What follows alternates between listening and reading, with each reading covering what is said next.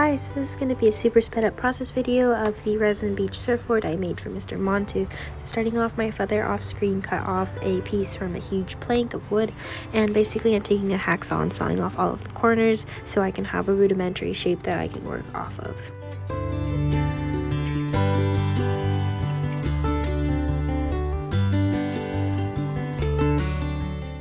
And next I took a Dremel with a pretty big attachment piece and basically sanded down all of these sharp edges and splintery bits.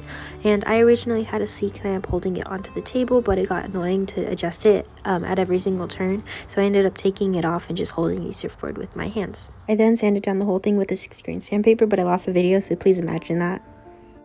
Next, moving on to the lacquering stage, I basically took this finish that's supposed to stain the wood to be this golden oak color, and oh my god, it is so beautiful in person. I think the video oversaturates the color, but it's like so gorgeous. Oh my god, I can't get over it. And basically, I think this is what made it one of my favorite parts of the whole process, because it was so satisfying how the wood just soaked it up, and then it was such an even coat, and it was so gorgeous at the end comparing it to how pale it was before.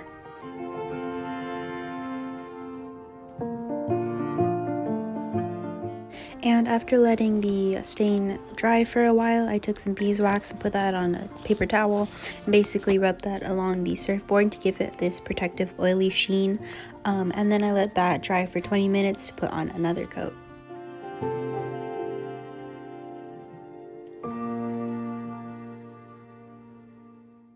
Next, I did the resin part on the surfboard, where I basically took casting resin, which is an A and B solution, and you mix them up to a 1-to-1 ratio, and I dyed that to a deep turquoise color, a light blue color, a clear color, and a white color, and then I layered it up, used a blowtorch to pop the bubbles, and then used a hairdryer to blow the resin and create the wave effect, which it didn't, so I had to put in another layer. And as you see, I tried tinkering with it, but it still didn't turn out well, so I came back later.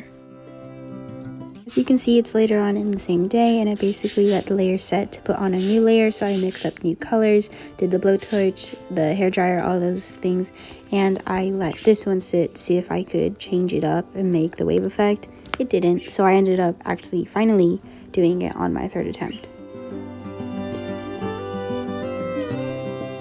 Just realized I did not film the making of the third layer, so I guess I'll briefly explain that.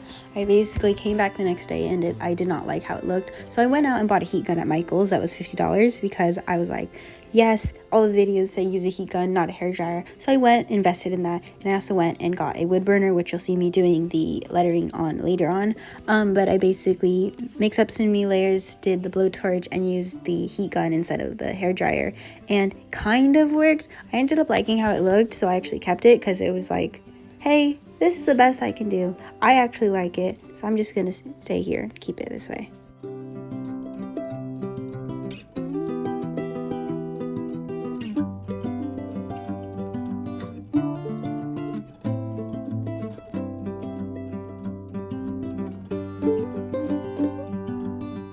And here I'm using the wood burner I mentioned beforehand. I basically let that heat up, tested it on the wood block that you see over on the right side of my right hand, and then I traced that over the lettering I had done in pencil. And look, the smoke, oh my god, wow.